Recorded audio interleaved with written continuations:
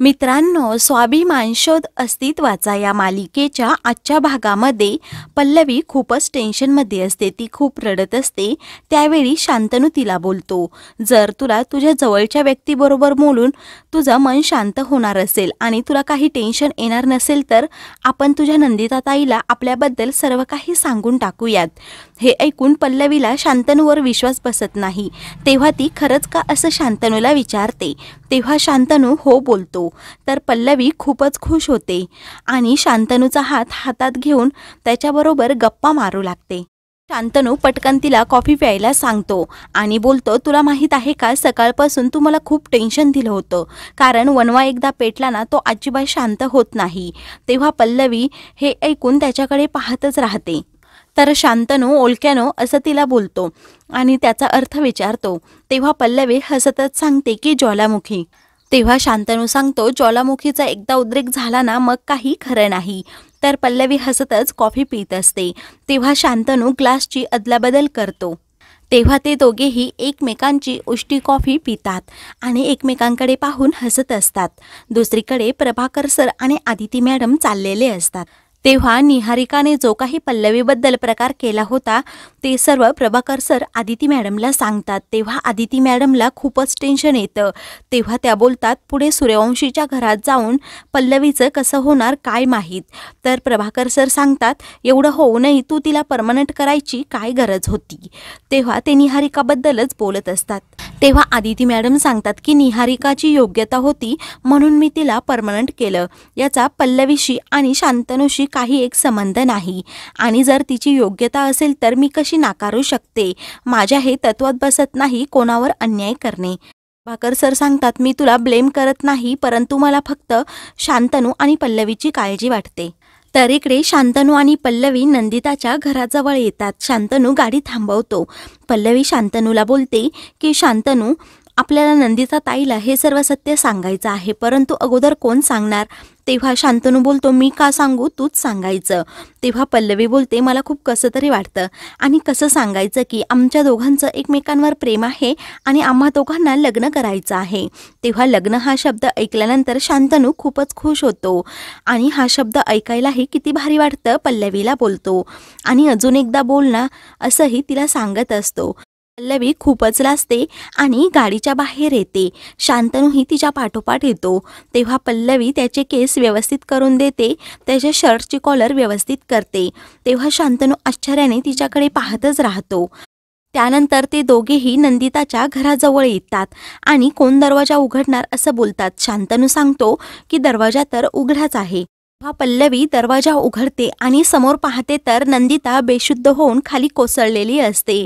हे पाहून तिला खूप मोठा धक्का बसतो. ती खूप घाबरते आणि पळतच नंदिताजवळ जाते. तेव्हा शांतनू पल्लवीला बोलतो, पल्लवी तू अजिबात पॅनिक होऊ नको, स्वतःला सावर. तेव्हा शांतनू नंदिताला उचलतो आणि रूममध्ये घेऊन जातो. तेव्हा पल्लवी तिच्या तोंडावर पाणी मारत असते. ही नंदिता शुद्धीवर येत नाही ते पाहून शांतनू पल्लवीला बोलतो, तू टेन्शन घेऊ नको, मी अगोदर डॉक्टरांना कॉल करतो. तेव्हा शांतनू लगेच डॉक्टरांना कॉल करत असतो. पल्लवी नंदिताच्या काळजीने खूपच घाबरलेली असते. दुसरीकडे मोठे काका आणि सुपर्णा खूप टेन्शनमध्ये बसलेले असतात. तेव्हा प्रदीप तेथे येतो आणि विभावरीला विचारतो की हे सर्वजण जेवायला का नाही बसलेत. तेव्हा विभावरी सांगते, मी अगोदरच वाढून ठेवलं, नंतर ओरडा खायला मिळेल म्हणून. तेव्हा प्रदीप, मी पाहतो असं म्हणून सुपर्णा आणि मोठ्या काकांजवळ जातो आणि जेवून घ्या असं बोलतो. तेव्हा ते दोघेही सांगतात की शांतनू येईपर्यंत आम्ही जेवणार नाही असं ठरवलं आहे. तेव्हा प्रदीप विचारतो, म्हणजे शांतनू अजून आलाच नाही का. तेव्हा मोठे काका नाही असं बोलतात. तर सुपर्णा बडबड करू लागते की मला न सांगता कुठेही जातो, अगोदर तो असा करत नव्हता. आज मी शांतनूकडून सर्व प्रश्नांची उत्तरं मिळवणारच आहे, त्याशिवाय अजिबात शांत बसणार नाही. तेव्हा प्रदीपही खूप बडबड करू लागतो. तर विभावरी तेवढ्यात तेथे येते आणि सर्वांना सांगते की मुलानंतर जेवतील, आपण अगोदर जेवून घेऊयात का. तेव्हा सुपर्णा तिच्यावर खूपच चिडते. तर विभावरी लगेच शांत राहते. दुसरीकडे डॉक्टर नंदिताला चेक करत असतात. पल्लवी खूप घाबरलेली असते आणि खूप काही प्रश्न विचारत असते. तेव्हा डॉक्टर विचारतात, त्यांनी सकाळपासून काही खाल्लं की नाही. त्यांना असा कधी त्रास अगोदर झाला होता का? तेव्हा पल्लवी सांगते, सकाळपासून काय खाल्लं ते मला माहीत नाही आणि अधूनमधून तिच्या तब्येतीच्या तक्रारी नेहमी चालूच असतात. तेव्हा डॉक्टर BP चेक करायला म्हणून हात थोडा बाजूला घेतात.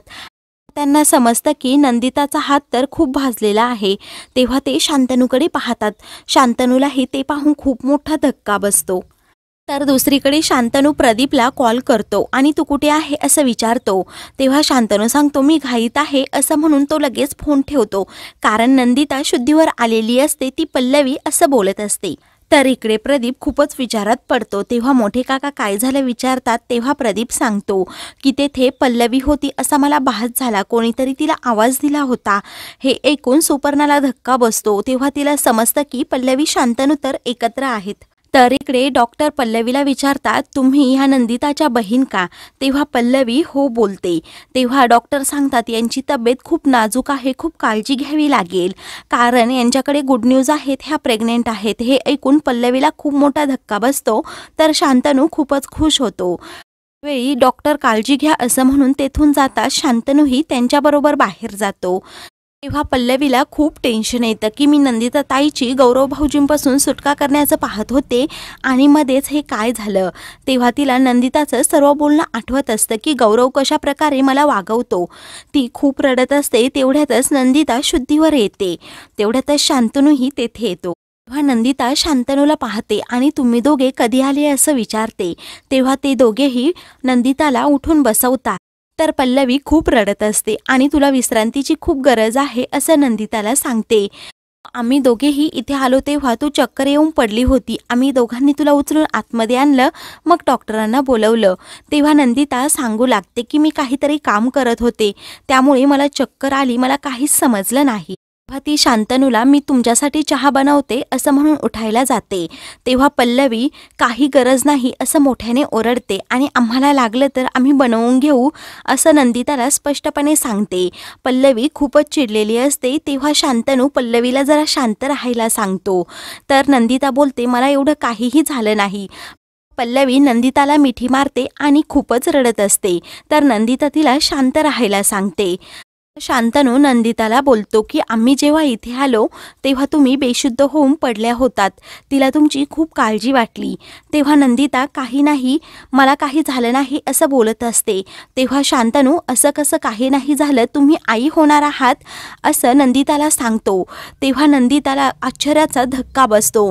नंदिता खूपच रडू लागते आणि पल्लवीला लगेच मिठी मारते. नंदिता आणि पल्लवी दोघीही खूपच रडत असतात. शांतनूला मात्र खूप वाईट वाटत असतं. तेव्हा शांतनू नंदिताला विचारतो, काय झालं? एवढी आनंदाची बातमी असताना तुम्ही एवढ्या का रडताय? तेव्हा नंदिता शांत बसते. त्यातच तेथे गौरव येतो आणि भरल्या घरात रडायला काय झालं असं मोठ्याने विचारतो. गौरवला अचानक आलेलं पाहून सर्वांना खूप मोठा धक्का बसतो. तर शांतनू त्याच्याकडे पाहतच राहतो. तर मित्रांनो, पुढील भागामध्ये शांतनू नंदिताला बोलतो, काहीही मदत लागली तरी मला कॉल करा. हा गौरव गुरमीनेच बाय असं शांतनूला बोलतो. त्यानंतर पल्लवी शांतनूला बोलत असते की मला आनंदाची बातमी ताईबरोबर शेअर करायची होती, परंतु तसं काहीच झालं नाही. तेव्हा शांतनू तिचे डोळे पुसतो आणि आपण सर्वांनाच सांगू असं बोलतो. तर दुसरीकडे सुपर्णा शांतनूला जाब विचारत असते आणि त्याला कोंडीत पकडते. अशाच मालिकेंचे पुढील भाग पाहण्यासाठी चॅनलला सबस्क्राईब करा.